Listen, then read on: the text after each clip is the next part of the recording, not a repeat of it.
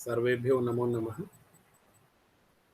आज हम संघ सूत्र समण सुत्तम के संघ सूत्र की जो सबसे महत्वपूर्ण गाथा है वो है गुरु के महत्व के ऊपर उसमें समझाया गया है कि गुरु का क्या स्वरूप, गुरु के बारे में क्या किन चीजों का हमें ध्यान रखना चाहिए और गुरुकुल वास में रहने का क्या तात्पर्य है, गुरुकुल वास का क्या महत्व है। इसके बारे में हमने आपको पिछली कक्षा में पढ़ाया था और उसमें ये भी कहा गया था कि जो गुरुकुल वास को नहीं छोड़ते हैं वे दर्शन ज्ञान चारित्र के धनी होते हैं। मैंने संघ का महत्व समझाया गया है कि संघ क्यों आवश्यक है और गुरु के प्रति विनय क्यों आवश्यक है, यह भी बतलाया गया। एक बार हम आज ये हमारी 29वीं गाथा थोड़े समय में हम समझते हैं कि इसमें क्या कहने का प्रयास किया आचार्य ने। जस्य गुरुम मीन भक्ति नय बहुमाणो न गौरवम न भयवम न विलज्जा न विनेहो गुरुकुल वासेन किम तस्य। पहले तो गुरुकुल वास करना बहुत आवश्यक बताया। गुरुकुल वास करता गुरु के समीप रहना, गुरु जी के पास रहना और उनसे सीखना, उनसे शिक्षा ग्रहण करना।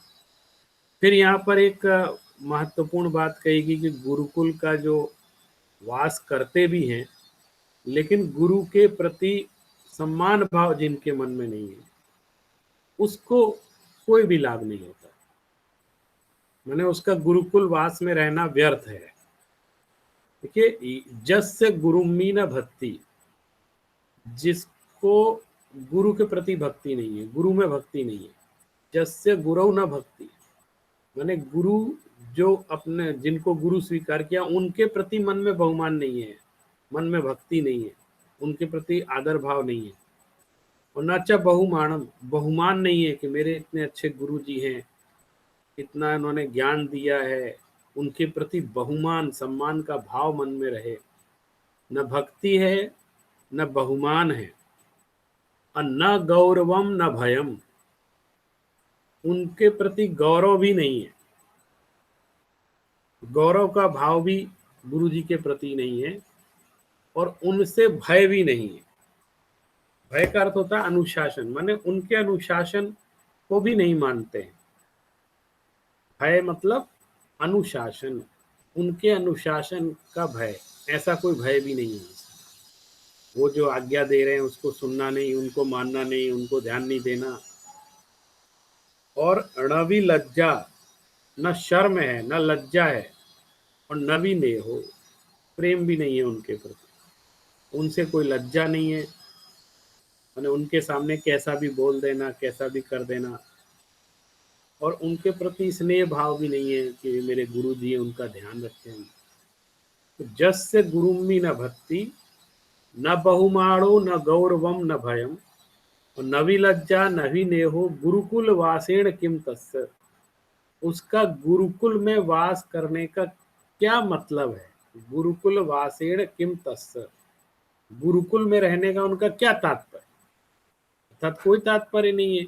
अगर आपके मन में गुरु के प्रति भक्ति नहीं है, बहुमान नहीं है, उनके प्रति गौरव का भाव नहीं है, उनका अनुशासन का भय नहीं है और उनके प्रति लज्जा भी नहीं है, उनसे कोई शर्म नहीं करते किसी तरह की और उनके प्रति स्नेह भी नहीं है, तो कह रहे फिर गुरुकुल वास में रह। पहले तो गुरुकुल वास में रहने का आनंद बतलाया, उसका लाभ बतलाया, फिर गुरुकुल वास में कैसे रहना चाहिए यहाँ यह बतलाना चाहते हैं कि गुरुकुल वास में रहें तो किस तरह से रहें और कितना मन में बहुमान सम्मान और उनके प्रति गौरव का भाव और उनसे थोड़ी शर्म करना, उनके प्रति स्नेह का भाव रखना, ये एक आवश्यक गुण है जो गुरु के प्रति हमारे अंदर जरूर होना चाहिए।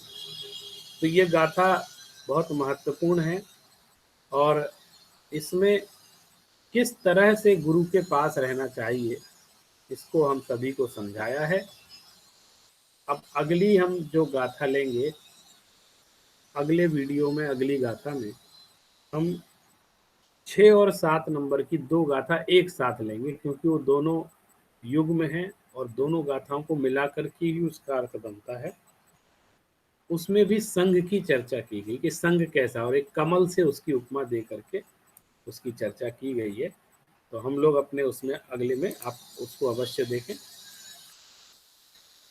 इसी के साथ सभी को जय जिनेंद्र, बहुत बहुत धन्यवाद। आज आपने इस गाथा का स्वाध्याय किया।